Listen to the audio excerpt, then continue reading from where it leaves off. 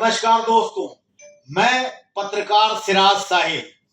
यूं तो सरोकार के लिए मैंने हजारों साक्षात्कार किए हैं, लेकिन आज हम आपकी मुलाकात एक ऐसी शख्सियत से कराने जा रहे हैं जिसने केंद्र में भारतीय जनता पार्टी के नेतृत्व में सरकार बनवाने में बहुत महत्वपूर्ण भूमिका निभाई और सरकार को विभिन्न तरीके से ब्यूरोक्रेटिक, प्रशासनिक और राजनीतिक सलाहकार के तौर पर अपनी सहायता प्रदान करते रहे हैं।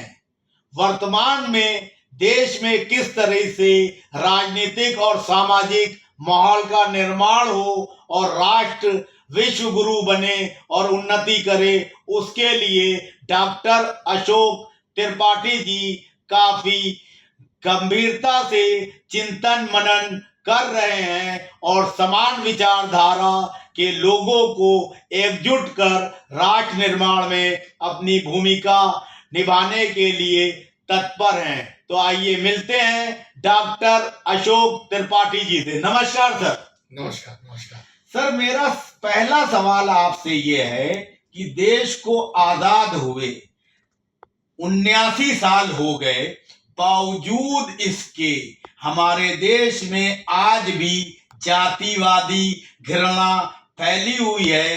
अमीर गरीब के बीच में खाई और चौड़ी हो गई है, शिक्षा का स्तर गिर चुका है और महिलाओं का सम्मान होने के बजाय उनको चौराहे चौराहे गली गली अपमानित होना पड़ रहा है और सनातन संस्कृति की पक्षकार सरकार होते हुए भी सोशल मीडिया के माध्यम से अश्लीलता फैल रही है, उसको नियंत्रित करने में भी सरकार नाकाम है। इस पर आपके क्या विचार हैं?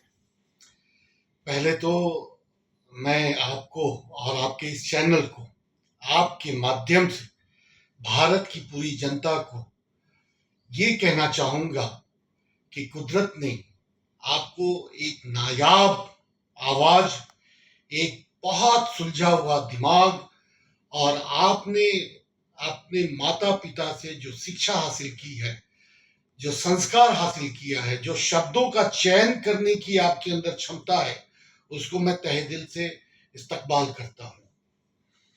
और इस लखनऊ की धरती को, जो नवाबों की धरती कहलाती थी, मैं आपको जितनी भी तारीफ करूं उसके लिए मेरे पास शब्द शायद कम पड़ जाएंगे। आपके प्रश्न भारत और भारत के भविष्य की गरिमा कैसे वापस लौटेगी और भारत की वास्तविक सामाजिक स्थिति क्या है, जनमानस के बीच में और सरकारों के बीच में और सत्ता बनाने वालों के बीच में जो मतभेद, शब्दों का चयन होता है, विचारों का चयन होता है और कथनी और करनी में जो भेद है, उसके ऊपर जो आपने प्रश्न उठाया, ये वाकई काबिले तारीफ है।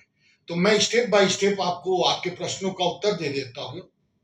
भारत सदा संप्रभुता, संपन्नता और सबको जोड़ करके चलने की तरफ एक प्रेरणादायक माहौल के साथ, सामाजिक संरचना के साथ, क्योंकि भारत भारतीयों के द्वारा हमेशा समृद्ध रहा है।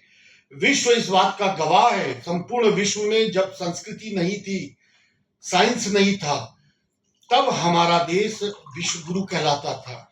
जब यूरोपियन कंट्रीज कुछ भी नहीं थे, भूखे मर रहे थे, उनके यहाँ केवल लड़ाइयां होती थी आपसी कबीले वाइज, हमारे यहाँ सुख समृद्धि की प्रकाशता थी। विश्व के लोग आके यहाँ से शिक्षा ग्रहण करते थे।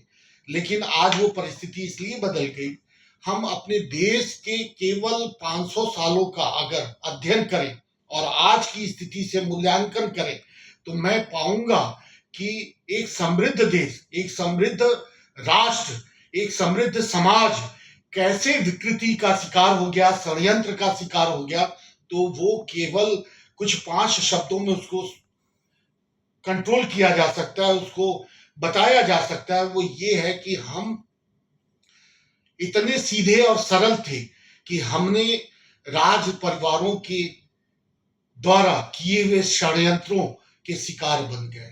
हम इतने सीधे और सरल थे कि राज परिवार के जाने के बाद हम उन क्रिश्चियनरीज, उन व्यवस्थाओं जिसको हम ईस्ट इंडिया कंपनी कहते हैं, जिनके हम गुलाम हुए, उनके षड्यंत्र के अधीन हो गए।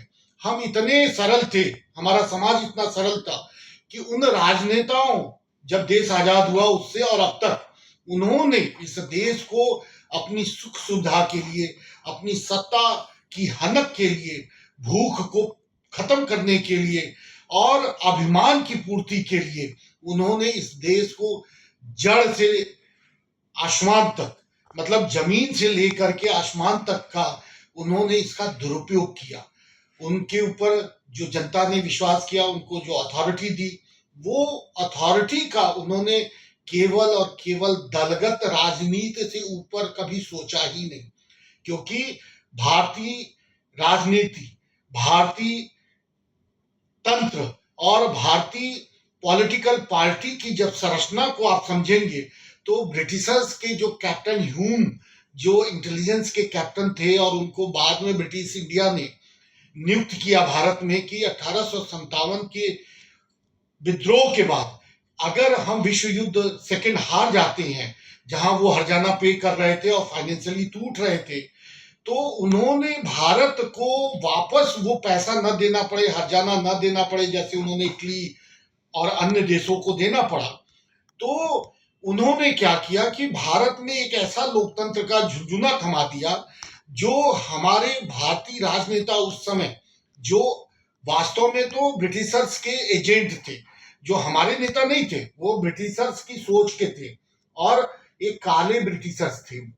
जो मैकाले ने कहा था कि हम ऐसी शिक्षा पद्धति लाएंगे जो भारत को भारतीयों के द्वारा अंग्रेजों की व्यवस्था को चलाने में सहयोग करेगा। तो ये वही राजनेता हैं, ये वही तंत्र है पॉलिटिकल पार्टियों का।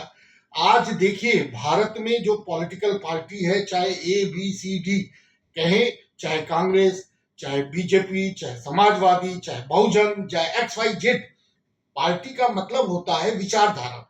विचारधारा से हम पार्टी का मूल्यांकन करते हैं और उस विचारधारा को आम जनता चुनती है, अपने हित के लिए सत्ता देती है और उनसे उम्मीद करती है कि वो उस व्यवस्था को ऐसा बनाएंगे जिससे समस्त राष्ट्र का, समाज का कल्याण होगा। हुआ जस्ट उसका उल्टा। जब अलग अलग विचारधाराओं के लोगों ने भारत को पॉलिटिकली एक्सप्लॉइट करने के लिए प्रयत्न किया, तो उनका पहला उद्देश्य यही था कि हम कैसे भारत की जनमानस को, भारतीय जनमानस को जाति और धर्म में बांटे। तो कांग्रेस ने एक तरह का अपना एजेंडा चलाया, किसी एक विशेष धर्म, एक विशेष जाति को आगे बढ़ाया, दूसरे को पीछे किया ताकि उनके बीच में घर्षण शुरू हो, विद्रोह शुरू हो, आपस में वैमनस्यता शुरू हो, भाईचारा खत्म हो। उसी तरह से बी पार्टी उनसे सीख करके उनसे भी आगे हिंदू मुस्लिम का कार्ड खेला कि वो जब तक आपस में लड़ेंगे नहीं तब तक पोलराइजेशन नहीं होगा। हिंदू यहाँ अभी जनसंख्या में ज्यादा है, तो वो अगर उनकी तरफ आ जाए मुसलमानों के खिलाफ एक माहौल बनाने के कारण, तो वो वोटिंग परसेंटेज बढ़ जाएगा और मुसलमान भाई जो इस राष्ट्र की धारा में है वो अपने को इनसिक्योर महसूस करेंगे, तो वो फिर किसी एक तबके के अम्ब्रेला के नीचे भागने के लिए मजबूर हो जाएंगे। तो वो एक ऐसी व्यवस्था जो ब्रिटिशर्स देना चाहते थे, वो आज एज इट इज लागू है। हमारे यहाँ जब मुगल का शासन था, तो मुगलों ने जब शासन किया तो उन्होंने किसी को अपने तलवार के बल पे, शासन के बल पे अपना संप्रदाय अपनाने के लिए प्रेरित तो किया, दबाव तो डाला, लेकिन उन्होंने हिंदू धर्म को और हिंदू धर्म में विश्वास करने वाले अन्य जातियों को नहीं तोड़ा। लेकिन ब्रिटिशर्स जब आए तो उनके बाद ब्रिटिशर्स ने क्या किया, ब्रिटिशर्स ने वही काम किया, वही फॉलो किया जिससे उनको सत्ता और उसका स्वाद, उसका आर्थिक पक्ष मजबूती से मिले। तो उन्होंने लीगलाइज करके आपको लूटा, मतलब एक आईपीसी बना दी, एक सीआरपीसी बना दी, एक पुलिस एक्ट 1861 बना दिया। उस एक्ट के सहारे उन्होंने आपके ऊपर, आपके ही लोगों से लाठी चलवा करके सत्ता अपना हासिल किया। अब जब वो चले गए, वो इसलिए नहीं चले गए कि उनके व्यवस्था में कोई कमी आ गई। वो इसलिए चले गए क्योंकि भारतीय जागृत हो गए और एकाग्र हो गए। उस समय हिंदू धर्म, मुस्लिम धर्म, ये क्रिश्चियन धर्म, ये सारे लोगों ने ये समझा कि नहीं, ये तो हमारे शासक इसलिए है क्योंकि हमको लूट रहे हैं। आज जिस $5 ट्रिलियन की इकोनॉमी के ऊपर हमारे माननीय नरेंद्र भाई मोदी फोकस करके सत्ता व्यवस्था में परिवर्तन ला रहे हैं, उस समय आज से 80 साल पहले ब्रिटिशर्स अपनी संसद में जाकर के कहे कि हमने तो वहां पे मोर देन $55 ट्रिलियन की डकैती की है। बताइए। ठीक है, तो वो पैसा और वो ताकत वापस ना आए, इसके लिए उन्होंने अपने चॉइस के लीडरशिप को सत्ता हस्तांतरण किया और कॉन्फिडेंशियल एक एक्ट साइन किया, जिससे कि भारत यूएन में जाके ये क्लेम ना करे कि जो ब्रिटेन के साथ लड़ते हुए हमारे 2 लाख से ज्यादा सैनिक मारे गए, उनकी फैसिलिटी जो ब्रिटिशर्स ने जब हायर किया था भारतीयों को सेना में अपने, तो उन्होंने कहा था कि हम ईस्ट इंडिया कंपनी, हमारे लोग जो युद्ध में मारे जाएंगे, जो सम्मान होगा, जो उनको फैसिलिटी फाइनेंशियल हम देंगे, वही भारतीयों को देंगे। लेकिन उन्होंने नहीं दिया। उन्होंने कहा आपका जो नुकसान हुआ है हम उसको पे करेंगे, तो ये पे ना करना पड़े, इकोनॉमी उनकी वीक ना हो, ब्रिटेन को फाइनेंशियली लॉस ना हो, इसलिए उन्होंने बड़े चालाकी से उस समय ऐसे नेताओं को चुना जिनको उनके ही लोगों ने अपने इंटरनल चुनाव में कांग्रेस के एक वोट भी नहीं दिया था, उसको उन्होंने उसका अध्यक्ष बनाया। तो हमारे यहाँ लोकतंत्र कभी था ही नहीं। वो तो लोकतंत्र के नाम पे एक नाटक था, एक झुंझुना थमाया था उन्होंने। तो हम आज आपके इस चैनल के माध्यम से कहने के लिए खुशी महसूस कर रहे हैं कि भारत की जनता फिर जाग रही है। भारत की जनता अब केवल और केवल जाति और धर्म के नाम पे राजनीति करने वाले लोगों के साथ वह व्यवहार करेगी जो ब्रिटिशर्स के साथ की, जो मुगलों के साथ की। तो आपके प्रश्नों का उत्तर मैं समझता हूं सारांश में आपको प्राप्त हुआ। सर एक सवाल और, जिस तरीके से आपने बताया उस हिसाब से देखा जाए कि वोटों का ध्रुवीकरण करने के लिए भारतीय जनता पार्टी ने जो रणनीति अपनाई और 20% जो है मुस्लिम वोट जो है अन्य लोगों के अम्ब्रेला के नीचे जाने को विवश हुए, और योगी जी का नारा भी रहा कि 80-20 की लड़ाई है। तो अगर 80-20 की लड़ाई वाला ये फार्मूला लागू करके जो है 16 स्टेटों में और 5 स्टेटों में अभी चुनाव हुआ है, धीरे धीरे पूरे देश में भारतीय जनता पार्टी जो है इस रणनीति के तहत काबिज हो जाएगी, तो वैसी स्थिति में आप जैसे जो है प्रबुद्ध लोग क्या रणनीति अपनाएंगे? और अभी उत्तर प्रदेश और उत्तराखंड के चुनाव होना है 27 में, उसमें जो है आपकी क्या रणनीति होगी और कैसे लोगों को आप जो है शामिल करेंगे, और SC ST OBC और माइनॉरिटीज लोगों को भी साथ में लाया जाए, उसके लिए क्या किया जाए? देखिए, भारत सभी का है, भारत भारतीयों का है। जो भारतीय भारत का नहीं है वो हमारा कैसे हो सकता है? डिफाइन करना, बांटना धर्म के नाम पे, जाति के नाम पे, ये किसी भी तरह से भारतीय समुदाय, भारतीय धर्म परमिशन नहीं देता। कोई अगर व्यक्ति ये कहता है कि हम 80-20 का हिसाब किताब करेंगे, तो वो अपने पैर में कुल्हाड़ी मार रहा है। क्यों? क्योंकि 80-20 मिला के 100 ही होता है। ठीक है, और भारतीय जो है वो सभी है, तो जो भी भारत के अंदर रहता है वो भारतीय है। सबकी विचारधारा, बोलचाल, सबके धर्म अलग अलग हो सकती है। एक तालाब है, उस तालाब की अलग अलग सीढ़ियां हैं, सबको पानी पीना है, सब उस तालाब से पानी पी रहे हैं। कोई धर्म ये नहीं कहता कि दूसरा धर्म खराब है। हिंदू धर्म तो विशेष तौर से सबको साथ लेके चलने की प्रेरणा देता है, और हमारे मुनियों ने, हमारे महात्माओं ने, हमारे जो दिव्य शक्तियां हैं, उन्होंने तो सबको साथ, सबको हृदय से स्वीकार करके चलने की कोशिश की। तो अगर ऐसा ना होता तो जो मुस्लिम भाई जाति के नाम पे, धर्म पे नाम पे अलग देश मांग रहे थे, तो वो उस समय चले गए होते। वो क्यों रुके? उनको वो देश पसंद नहीं आया जो मुस्लिम कंट्री के नाम पे, इस्लाम के नाम पे मांगा गया था। वो उससे ज्यादा यहां रहे, वो उनको ये दिखा कि हम अगर मुस्लिम कंट्री बना रहे हैं तो वहां इस्लाम होगा, वहां शरिया होगा, वहां वो फ्रीडम उनको नहीं मिलेगा जो भारत में मिलता है। और अभी कल की बात है, पाकिस्तान के किसी मदरसे के किसी बहुत ज्ञानी व्यक्ति ने कहा कि हिंदुस्तान के मुसलमान अगर वहां समृद्ध नहीं है, खुशहाल नहीं है, समृद्धि, और उनको लगता है कि वो असुरक्षित है, तो वो पाकिस्तान आ जाए, हम उनको जमीन देंगे, हम उनको रोजगार देंगे। क्या भारत के मुसलमान वहां जाएंगे? नहीं जाएंगे। क्यों?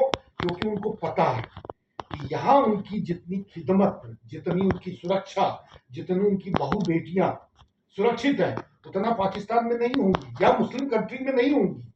सर एक चीज बताइए, सनातन धर्म का जो वास्तविक मूल उद्देश्य और सिद्धांत है, क्या वर्तमान समय में राज्य सरकारें और केंद्र सरकारें और राष्ट्रीय स्वयंसेवक संघ के जो अन्य सहयोगी संगठन हैं, वो उस सनातन की मूल भावना का सम्मान करके उस हिसाब से अपना एक्ट कर रहे हैं कि उसके विपरीत?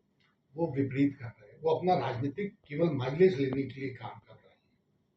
तो ऐसे लोगों से किस तरह से निपटना चाहिए आपके हिसाब से? मेरे हिसाब से तो देखिए, मेरा इतना ही आपके समक्ष एक भारतीय होने के नाते कहना है कि जो गंदा व्यक्ति है, गंदे विचार का है, जिसको सत्ता केवल प्यारी है और उसके लिए वो सारे षड्यंत्र कर रहा है, जो राक्षसी स्वभाव का है, वो व्यक्ति जो लालची है, स्वार्थी है, राक्षसी है, वो स्वयं का नहीं होता, तो वो मेरा कैसे हो सकता है? और वो फिर सत्ता का सर्वोच्च स्थान पर बैठ के चलाने के लायक भी नहीं हो सकता। अगर कोई व्यक्ति भेदभाव से ग्रसित होकर के सत्ता हासिल करने के लिए एक इंस्ट्रूमेंट बनाता है, वो समाज और राष्ट्र दोनों के लिए प्रेरणा का कारण नहीं बन सकता, उपेक्षा का कारण बन सकता है। क्योंकि भारतीय समाज, भारतीय विद्वान और भारतीय सभ्यता और भारतीय संस्कृति और हमारी जो मूल आत्मा है धर्म की, गीता, उसमें सभी जीव एक समान है। हम सबको साथ लेके चलने की प्रेरणा से चले हैं। हमने कभी किसी के साथ अहित, कभी किसी के साथ मतलब किसी को कम मिले, हमें ज्यादा मिले, अगला व्यक्ति खराब है, हम अच्छे हैं, हमारा धर्म अच्छा है, आप खराब हैं, ऐसा भारतीय संविधान में, भारतीय संस्कृति में, ऐसे भारतीय धर्म में कहा ही नहीं है। अगर कोई राजनेता, कोई परिवार, कोई समूह ऐसा कह के सत्ता हासिल करना चाह रहा है, तो अब वो समय आ रहा है कि भारतीय खुद ही उनको बाहर कर देंगे।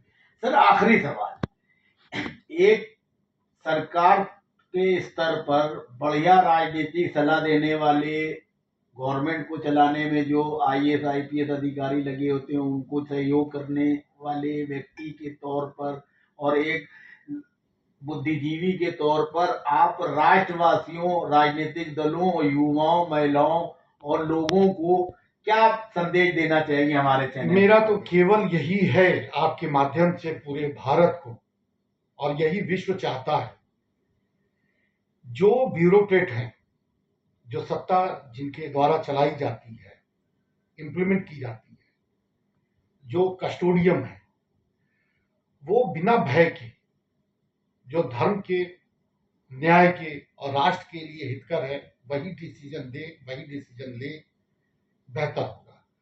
जो व्यक्ति ये सोचेगा ब्यूरोक्रेट होकर के कि हमें तो नौकरी करनी है, हमें पोजीशन हासिल करना है, तो वो निश्चित ही सत्ता की गुलामी करेगा। जिसको मलाई खानी है, लालच है, उसके पेट की कभी पूर्ति नहीं हो सकती। कहते हैं ना कि भूख 2 रोटी से खत्म हो सकती है, 4 रोटी से खत्म हो सकती है, लेकिन लालच की पूर्ति नहीं हो सकती, हवस की पूर्ति नहीं हो सकती। तो मेरा आपके माध्यम से ये कहना है ब्यूरोक्रेट्स को कि वो अपने दायित्व का निर्वाह करें। राष्ट्र है, ये समाज है, तभी वो है, क्योंकि इसी समाज में उनका परिवार रहता है। आज वो 30 साल के लिए अधिकारी हैं, 30 साल के बाद वो इसी समाज में आएंगे। तो अगर समाज में चारों तरफ बेमनुष्यता है, राक्षसी स्वभाव फैला हुआ है, लूटपाट मचा हुआ है, तो वो कितनी भी बाउंड्री बना ले ऊंची और कितने भी सुरक्षा के साधन लगा ले, उनका परिवार कितने दिन उस बाउंड्री के अंदर सुरक्षित रहेगा। तो इसलिए समाज अगर सुरक्षित है तो वो भी सुरक्षित है, हम भी सुरक्षित हैं, हम सब सुरक्षित हैं। हमें एक मजबूत राष्ट्र की कल्पना करनी है जहां पे सभी लोग खुशहाल जिंदगी जिए, जहां हिंदू मुस्लिम ना हो, जाति जाति ना हो, क्योंकि ये जाति जाति का कार्ड राजनेताओं ने अपने लाभ के लिए इस्तेमाल किया है। हिंदू मुस्लिम का कार्ड इसलिए इस्तेमाल हुआ क्योंकि वो 80 और 20 का चक्कर था।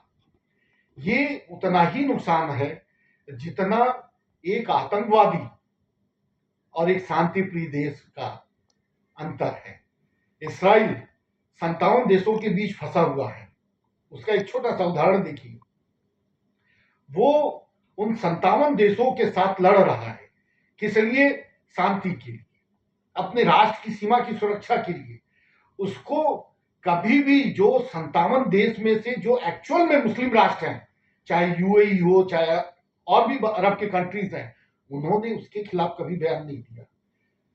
यूएई के किंग ने कहा कि अगर यूएई में मंदिर नहीं बन सकता तो हम भारत में मस्जिद की कल्पना कैसे कर सकते हैं? हमारा मुसलमान वहां कैसे सुरक्षित रह सकता है? तो हमें पहले यूएई में मंदिर बना के दिखाना होगा, और उन्होंने बनवा के दिखाया। तो कहने का मतलब है कि जो वाकई धर्म की बारीकी को जानता है वो इंसानियत की खुशबू को पहचानता है, उसकी रिक्वायरमेंट को पहचानता है। और जो छोटे हल्के लोग होते हैं ना, वो हल्की बात करके मुसलमान को भी भ्रमित करते हैं, आतंकवाद की तरफ ले जाते हैं। आज पाकिस्तान की स्थिति देख लीजिए, आपके सामने, आपसे अलग हुआ एक कंट्री है, उसकी स्थिति फाइनेंशियली कितनी कोलैप्स कर गई है। क्यों? क्योंकि उसको ये लगता है कि हम अगर इस्लाम को प्रमोट करेंगे, आतंकवाद को प्रमोट करेंगे, तब हम रहनुमा बन सकते हैं, फाइनेंशियली साउंड हो सकते हैं। वो उसका सोच गलत है। भारत अगर उसी सोच पे चलेगा कि 80% हमारे साथ है और हम 20% को बाहर कर देंगे, वो संभावना नहीं है। क्योंकि वो हमारे उस मिट्टी के घड़े की तरह है, उस मिट्टी की तरह है। चाहे आप उसका घड़ा बना लीजिए, चाहे दिया बना लीजिए, मिट्टी तो मिट्टी है ना, आकृति कुछ भी दे दीजिए। तो हमें जो कुदरत ने, जो हमारे पैगंबर ने, जो हमारे ऋषियों मुनियों ने जो मिट्टी के रूप में मेरी पहचान की है, वो बरकरार रहे, उसकी सुगंध बरकरार रहे। अगर वो रहेगी तो हम सब जुड़ करके बहुत अच्छा परफॉर्म करेंगे। ये देश फिर विश्व गुरु होगा, इसमें कोई दो राह नहीं है। क्योंकि क्रिमिनल कितना भी नकाब लगा के आ जाए, कल वो कटघरे में खड़ा होगा। हिस्ट्री सीटर कितने बड़े पोजीशन पे बैठ जाए, आज नहीं तो कल उसकी हिस्ट्री सीटर की पुरानी फाइल फिर खुलेगी। ये ध्यान रखिएगा। न्याय के दरबार में देर है, अंधेर नहीं है। ये सत्ता की धमक कुछ दिन चलती है, लेकिन जो फैक्ट है वो हमेशा रहेगा। सूरज की रोशनी हमेशा रहेगी। बादल आ जाने से कुछ देर के लिए हो सकता है कि अंधेरा तो नहीं, बदली आ सकती है, थोड़ा छांव आ सकता है। इंतजार कीजिए। आपके भारत में वो सामर्थ्य है कि हिंदू, मुस्लिम, सिख, ईसाई सब मिलकर के इस देश के कल्याण के लिए, उत्थान के लिए काम करेंगे। इसमें कोई संशय है ही नहीं। धन्यवाद सर।